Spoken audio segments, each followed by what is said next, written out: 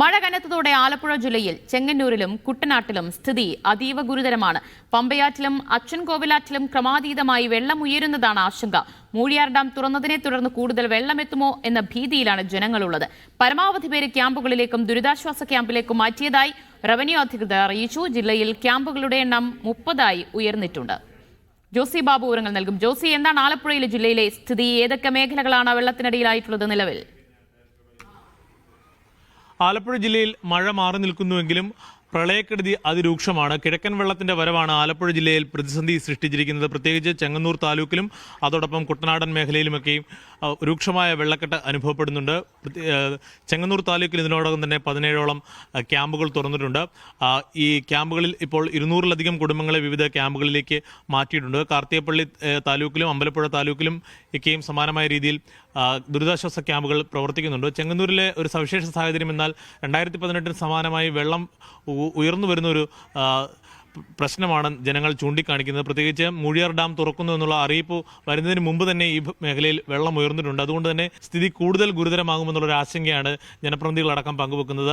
Saji Cherian MLA അടക്കം വീഡിയോയിലൂടെ ആ കാര്യങ്ങൾ പങ്കുവെക്കുകയും ചെയ്തു. മംഗലം, തിരുവൻപണ്ടൂർ, അതോടൊപ്പം പാണ്ടനാട് അടക്കമുള്ള പ്രദേശങ്ങളിൽ നിന്നൊക്കെ ആളുകൾ പരമാവധി സുരക്ഷിത സ്ഥാനങ്ങളിലേക്കോ ക്യാമ്പുകളിലേക്കോ മാറണമെന്നുള്ള നിർദ്ദേശമാണ് അവർ പങ്കുവെക്കുന്നത്. ഞാനിപ്പോൾ നിൽക്കുന്നത് കഴിഞ്ഞ വർഷം 2018 ഏറ്റവും രൂക്ഷമായ പ്രളയം നേരിട്ട പാണ്ടനാട് പഞ്ചായത്തിലാണ്. പാണ്ടനാട് പഞ്ചായത്തിലെ പ്രയാർ എന്ന് പറയുന്ന സ്ഥലത്താണ് നിൽക്കുന്നത്. ഇവിടെ തൊട്ടടുത്തൊരു പള്ളിയും ഓഡിറ്റോറിയം, പള്ളി വികാരി താമസിക്കുന്ന പാഴ്സനേജുമൊക്കെ ഉണ്ട്. ഇവിടെ എല്ലാം ചുറ്റും വെള്ളക്കെട്ടാണ്.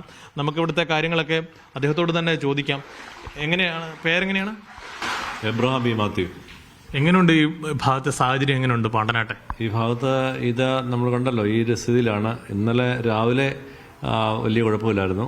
വൈകുന്നേരത്തേക്ക് രാത്രിയിലത്തേക്ക് നമ്മുടെ കാല് മുങ്ങത്തക്കണക്കായി. നേരം വെളുത്തപ്പോൾ ഈ രീതിയിലായി.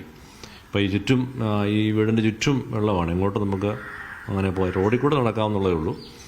ബാക്കിയൊന്നും നമുക്ക് മൂവ്മെൻറ്റ് മനസ്സിലായി. പള്ളിക്കകത്തെല്ലാം വെള്ളം കയറി. ഞങ്ങൾ രാത്രിയിൽ പള്ളിക്കകത്ത് സാധനങ്ങളൊക്കെ മാറ്റാൻ ശ്രമിച്ചു. മൈക്ക് സിസ്റ്റവും കാർപ്പറ്റും എല്ലാം മാറ്റി. അങ്ങനെ കുറേ അത് ആയി. നാളെ ഇവിടെ ഒരു ശവസംസ്കാരം ക്രമീകരിച്ചിട്ടുള്ളതായിട്ട് ബോർഡ് കണ്ടു. ക്രമീകരിച്ചിട്ടുണ്ട്. പക്ഷേങ്കിൽ അത് മാറ്റിവെച്ചു. പുതിയ ഡേറ്റ് തീരുമാനിച്ചിട്ടില്ല. കാര്യം അവരുടെ വീട്ടിൽ നിന്ന് ബോഡി കൊണ്ടുവരാൻ പറ്റത്തില്ല. അന്ന് തന്നെ പള്ളിക്കകത്ത് കയറ്റാൻ പറ്റത്തില്ല. അതിൻ്റെ അപ്പുറത്ത് സെമിട്രിയിലും കൊണ്ടുപോകാൻ പറ്റത്തില്ല. അതുകൊണ്ടത് മാറ്റിവെക്കാൻ നിവൃത്തിയുള്ളൂ. അപ്പോൾ അത് നാളെയാണ് നിശ്ചയിച്ചിരുന്നത്. നാളെ മാറ്റിവെച്ചു. സാധാരണ കാര്യങ്ങളെയും അതോടൊപ്പം സാധാരണക്കാരുടെ ജീവിതത്തെയും ഗുരുതരമായി ഈ പ്രളയം ബാധിച്ചിട്ടുണ്ട്. എന്തായാലും ഇപ്പോൾ അദ്ദേഹം സൂചിപ്പിച്ചതുപോലെ നാളെ നടക്കാനിരുന്ന ഒരു ശവസംസ്കാര ശുശ്രൂഷയടക്കം മാറ്റിവെച്ചിട്ടുണ്ട്. എന്തായാലും ഈ ആറാട്ടുപുഴ, അമ്പലപ്പുഴ, അതോടൊപ്പം തന്നെ തൃക്കുന്നപ്പുഴ മേഖലകളിൽ കടലാക്രമണവും രൂക്ഷമാണ്. ജില്ലയിൽ ആ നിലയ്ക്കാണ് അതിൻ്റെ ഒരു പ്രളയത്തിൻ്റെ ബുദ്ധിമുട്ടുകൾ നേരിടുന്നത്. രാമങ്കേരി, അത് മുട്ടാർ അടക്കമുള്ള കുട്ടനാടൻ ഗ്രാമങ്ങൾ, പഞ്ചായത്തുകളിലൊക്കെയും വെള്ളക്കെട്ടുണ്ട്. അവിടെയും ആളുകളൊക്കെയും ബന്ധുവീടുകളിലേക്കും സുരക്ഷിത സ്ഥാനങ്ങളിലേക്കുമൊക്കെയും പോയിട്ടുണ്ട്.